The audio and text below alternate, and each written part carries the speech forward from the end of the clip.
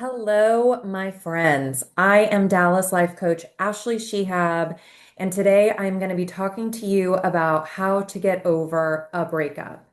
And I know a lot about this because I've obviously had to get over breakups, and also because this is one of the top three reasons people seek out coaching with me.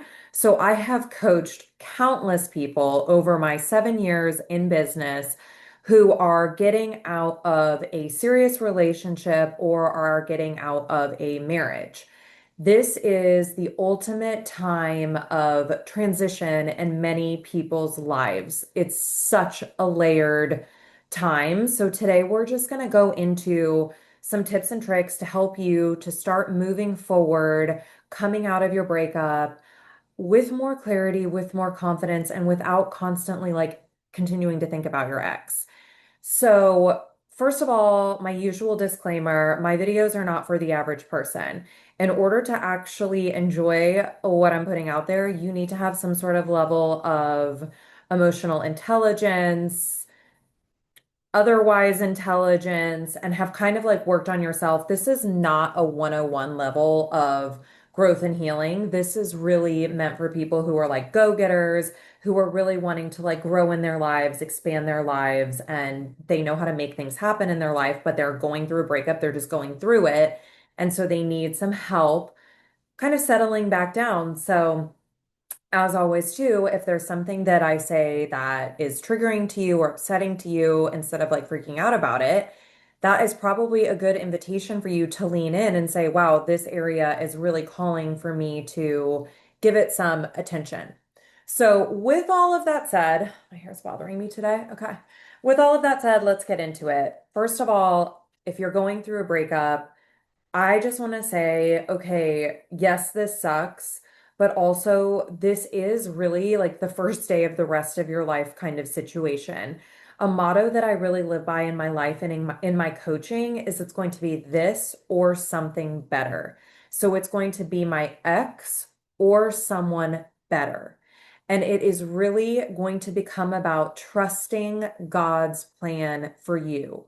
So, where we want to really begin is starting to accept the reality of the situation.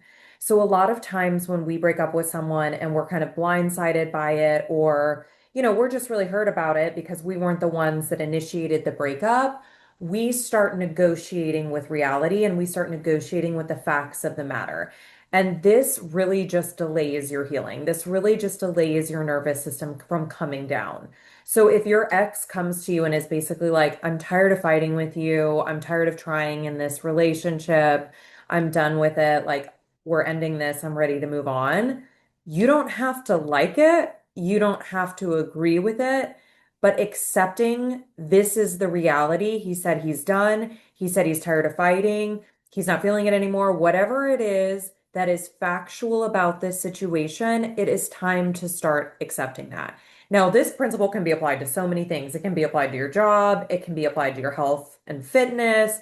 Like, so often we do just want to bump up against reality. We want to bump up against the facts. Like, we're not lawyers here trying to negotiate our way out of this current reality. And, like, why would you want to negotiate your way out of it? Like, if your partner no longer wants to be with you, why would you want to convince them to get back together with you?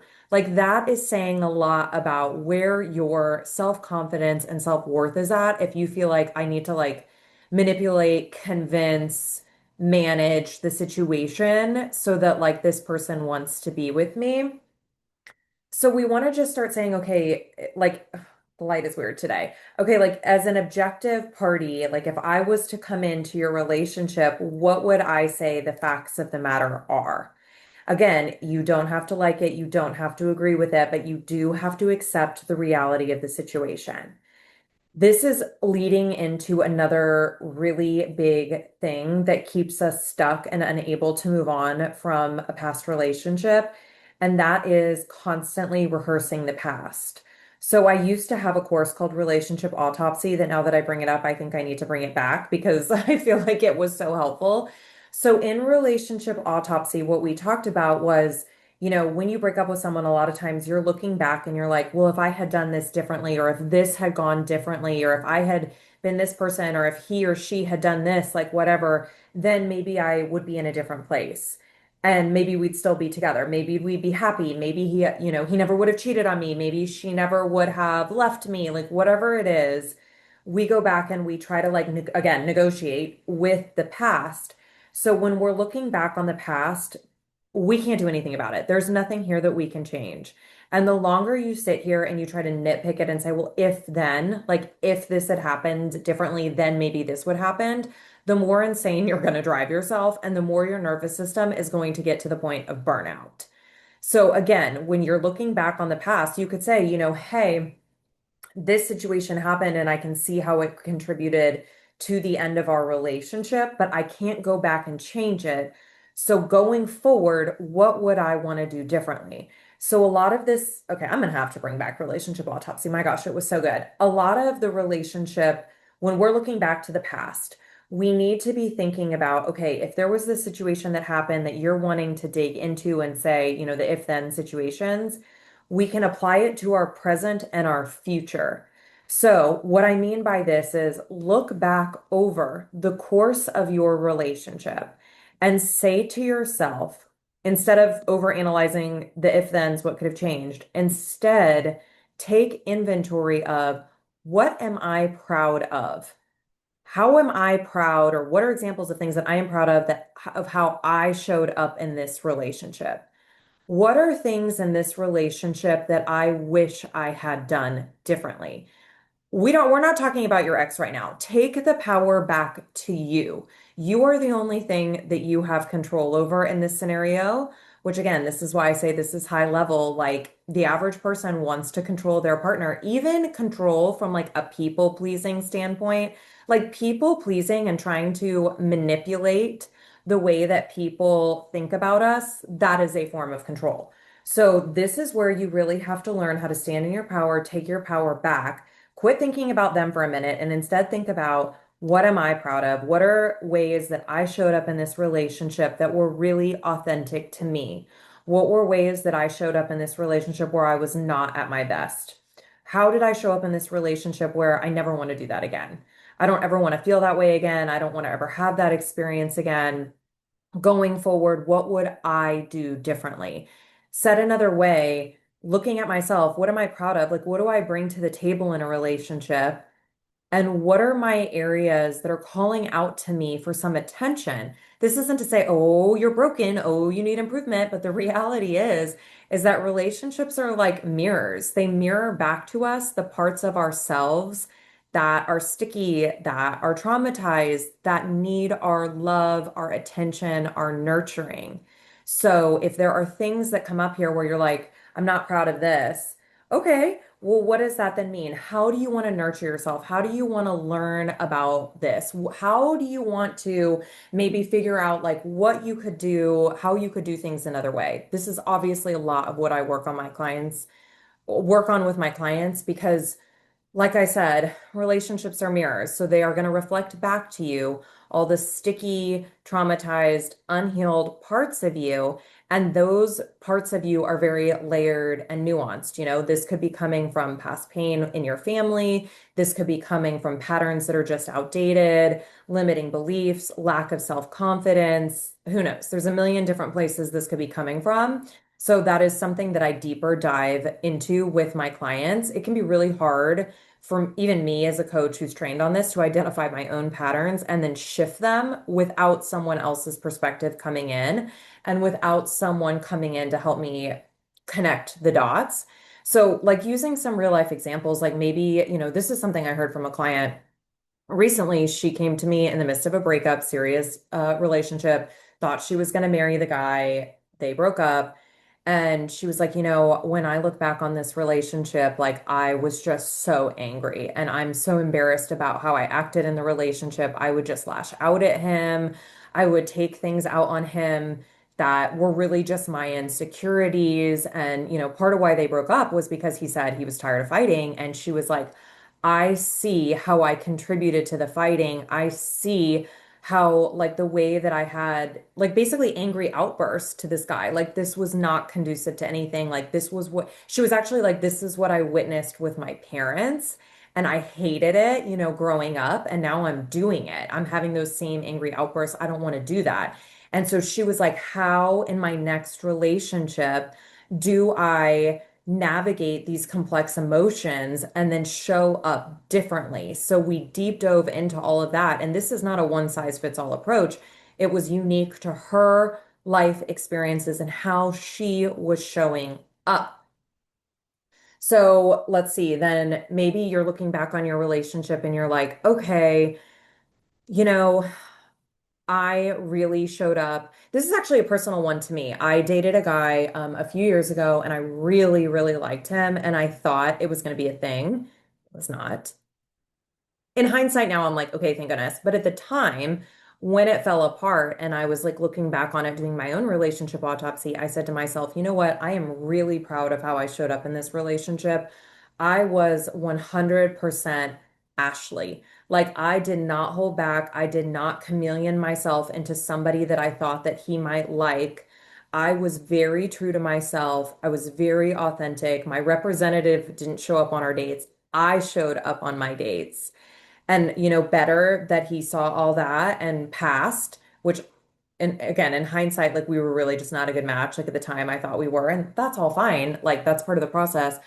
But I was really proud that I showed up authentically. And I was like, okay, I want more of this going forward. Like I'm done showing up and trying to get a guy to like me, which I've done in the past. Like I'm done showing up and like doubting myself or shrinking myself, holding myself back, not letting him see who I really am, done with that. So there's pros and cons when you look back to how you showed up, basically. And the more clear you are on your piece and all of this, the better off you're going to be. This is really going to help you to move forward, move on from your ex, and move into eventually another relationship if you so desire, which you probably do. I know right now you're probably like, I'll never date again. I can't do this. But eventually you will. And when you do, you don't want to repeat these same patterns. We're going to show up better. Like you don't know what you don't know until you know it. And so take this time to get to know yourself better so that you show up better in your next relationship. And on that note, a lot of people say like, oh, when you're getting over somebody, it just takes time. Like it takes time. Time needs to pass to get over someone. I don't fully agree with that. Like I actually think it's how you use the time that helps you to get over somebody. I think there's an element of a breakup that is grief. You are grieving the relationship, you're grieving the loss of this person in your life, you're grieving the person that you were in the relationship. And grief is nonlinear and it's going to come and go. And sometimes, like, you're going to be totally fine for a while and then you're going to like start crying about it, get really upset. That's okay. That's grief. That's one thing. But I think in terms of like actually like moving on from your ex and like finding yourself again, that comes with you using this time wisely and not just like crying and like scrolling his Instagram, like looking to see if he's dating someone else and like obsessing over like everything that ever happened in your relationship. Like that's just going to keep you in it. So use the time wisely. Okay, so since we know you're going to want to think about your ex, let's also think about your ex taking off the rose-colored glasses and being like, okay, we've done a little autopsy on ourselves and how we showed up. Now let's be honest again, rose-colored glasses off. How did he or she show up in your relationship? What is it that you really liked about your partner? What is it you didn't really like about your partner? What is it? Are there any red flags that you ignored? Any times maybe you put your head in the sand, like when you got an intuitive hit of like, this person's not telling me the truth, or you got an intuitive hit of like, I don't think this person is actually a good match for me. Like, are there any intuitive hits or red flags that you ignored to try to make the relationship work? We're going to stop doing that going forward. If this is you, this used to be me. I was always like, I have to make the relationship work. Ugh, again, gross. Why do I want to make some guy like me? This is you. We definitely need to talk. I do offer a complimentary consultation. Um, anyway, so think about them and say, okay, I liked these things about my partner. I didn't like these things about my partner. like, okay, I'm going to use a pop culture reference right now. I'm watching Next Gen NYC. It's the second season, and Ariana broke up with her boyfriend. I think his name's Hudson. And something that she said that she didn't like was like she kind of gave him a year, and like every day she came home and he wasn't really doing anything. Like she kind of gave him a year to get like his shit together, basically, and like do something with his life. But she said like every day she would come home and he was just like laying on the couch, like not doing anything. And she didn't like that. And that like ultimately contributed to their breakup. So were there things like that in your relationship where you're like, I really didn't like how like unmotivated he was, or I really didn't like how like he would say one thing and do another, or anything like that. And what did you really like? Like there was a time that things were good, and I know that that is what you're grieving right now. But be honest with yourself, like, oh, I love how he made me laugh. I loved how like in the beginning when we were really vibing, like I loved how I felt when I was with him. I loved what a great family man he was. I love that he was a godly Christian man. Like whatever it is, like get clear on these things because this is going to help you when you go forward into your next relationship, which is kind of the next step in this like whole autopsy situation is like look at all of this information now that you're going to come up with about yourself and about your ex and relationships and say, okay, moving forward, when I'm ready, I'm not going to just jump into something to fill a void. I'm not going to jump into something for the sake of doing something, but like when I'm ready, who do I want to be in my next relationship? What do I want my partner to be like? What do I want our dating process to be like? I know it can be hard, but starting getting glimmers of that future and knowing like it's gonna come. Like you're not the last single person. You're not. And if you think you are, these are limiting beliefs that are holding you back that we definitely need to sort through. Limiting beliefs will completely sabotage your entire life. So if you're like, oh yeah, and I'm too old, there's no single people left, I'm never gonna meet anyone again, like you're literally just screwing yourself for your future. And we need to clear this up. And again, I'll give you a real life example. One of mine years ago. I used to say to myself all the time, which is crazy. I'd be like, there are no men in Dallas. There are no men in Dallas. And at the time, I was actually in my coaching certification program. And you're getting coached all the time, all the time. And you're coaching other people all the time. Like there is no stone left unturned in that program. And so I was challenged by my teacher actually, and she was like, what would be a more empowering belief? And I was like, well, I can't go from there are no men in Dallas to like there are men everywhere. Like that just feels too far. And she was like, well, how about I believe there could be one man in Dallas for me? And I was like, okay, I can wrap my head around that. Now, that was years ago. And so I'm in a totally different place with all of this now because I've worked on it again, using the time intentionally. But like if you even look at this from a factual standpoint, it's like laughable. Like I believe I just read something, I might be butchering it, that Dallas just like surpassed Chicago in terms of like population. Like they just opened a Dallas like stock exchange. Like people are moving here all the time. If I see one more California license plate, like I'm gonna lose my mind. Like they're everywhere. They've taken over. I was gonna say something, but I won't. Okay. I used to live in California. It's fine. Okay, I like California. There's just a lot of California people moving to Texas. Um, anyway, so like factually, me saying there are no men in Dallas is like factually untrue. Like I live in a bustling area where people are moving here all the time. So when I look back on that, I'm like, that was just silly. And it was a protection mechanism for me because I was very wounded. I had a lot of pain coming out of a relationship, and I was letting that pain and like a lot of fears, a lot of insecurities hold me back. And so it was easier to say there are no men here than it was to look at myself and say, okay, well, this ex, like I thought I was going to marry him and I didn't. And I really need to process through that. Or like, I actually don't even really know who I am because I've spent my whole life like doing what everybody told me I should be doing. And I'm making decisions based on what other people tell me to do, things like that, which don't worry, I have worked through all of that and we are in a much better place. But just so you know, like listen, I'm not judging you and I've heard it all. Okay. I have had clients come to me who were cheated on, clients come to me that were the ones who cheated on their partner.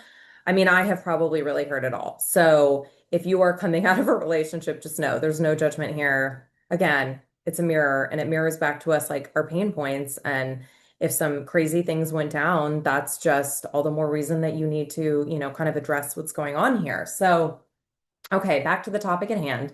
So we're talking about getting over your ex, accepting the reality of the situation. You don't have to like it, but you do have to accept the reality. Looking back on the relationship, not wearing rose-colored glasses, and not negotiating with the past. The past is the past. We can't change it. So instead of negotiating with the past, we're going to say, how did I show up? What was my part in this? What did I like? What would I do differently? What was their part? How did they show up? What do I want in my future partner? What do I not want? These things are going to help you to move forward with more clarity and intention. Now, it's really rattling, obviously, to your self-confidence. I was just looking at my chandelier, really needs to be cleaned.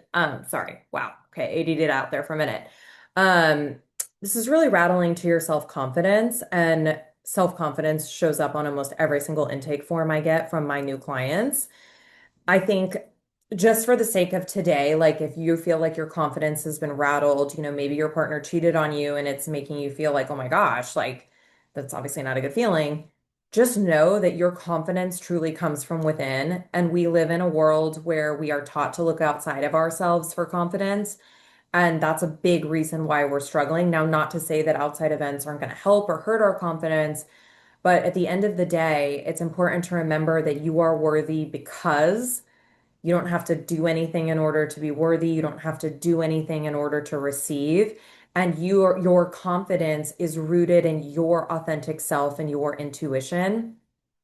This is really like bringing your power back, which is something I talk a lot about with my clients. Like taking your power back from your ex, taking your power back from like the person they cheated on you with, taking your power back from them. I hear about them all the time. What will they think? Like the people on the internet who see that you broke up, like who cares what they will think?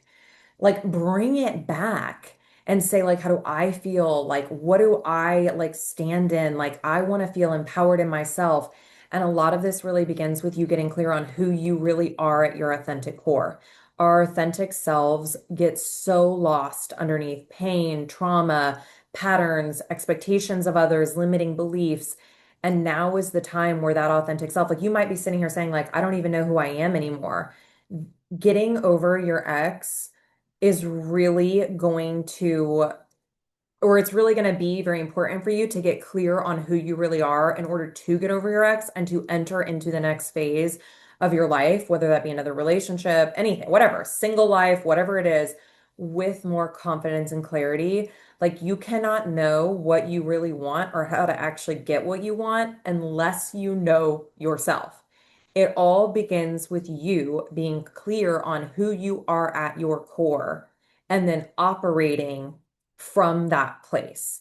That will help you to have that self-confidence. That will help you to know what you want and know how to get it. So if you're finding yourself saying like, I don't even know who I am anymore, I love helping people reconnect to their authentic selves, reconnect to their intuition. I do it all the time.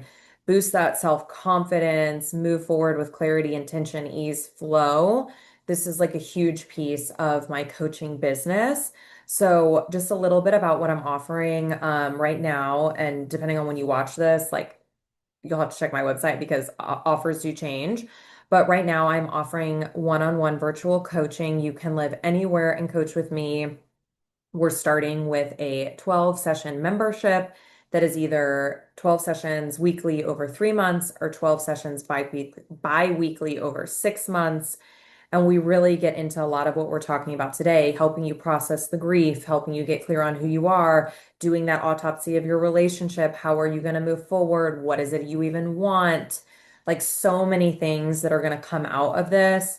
And you will be in such a different place at the end of those 12 sessions. Most people want to start out weekly because obviously, like, there's a lot they want to like talk about, unpack. And most people do stay on after that initial 12 session membership. There's other membership options after that. The majority of my clients do stay on because my clients are really like I said at the start of this, high achieving, emotionally intelligent, like wanting to make something of their lives, wanting to grow, expand, build businesses, advance in their career, have new relationships, show up differently, move, have an empire, whatever it is. Like they're, movers and shakers. So just know, like, Yeah, going through a breakup can really throw a wrench in your plans, but it doesn't have to completely derail you, and you can move forward stronger, happier, more clear, more authentic than you've ever been before. Okay, I have to go because I am about to have a full day of clients, including a complimentary consult. I do have complimentary consultations available. You apply for them on my website, ashleythelifecoach.com. So yeah, I have a full day today. Anyways, sorry you're going through it. Sucks. They say there is no ache like heartache, and I agree. It is an awful feeling, but you really can come out on the other side of this, and your life can be so much better than you ever dreamed of, and it can get a lot better. So if you would like more personalized support as you move forward, visit ashleythelifecoach.com to learn more about me and to apply for a free consult. And I am wishing you all the best as you move forward from your breakup.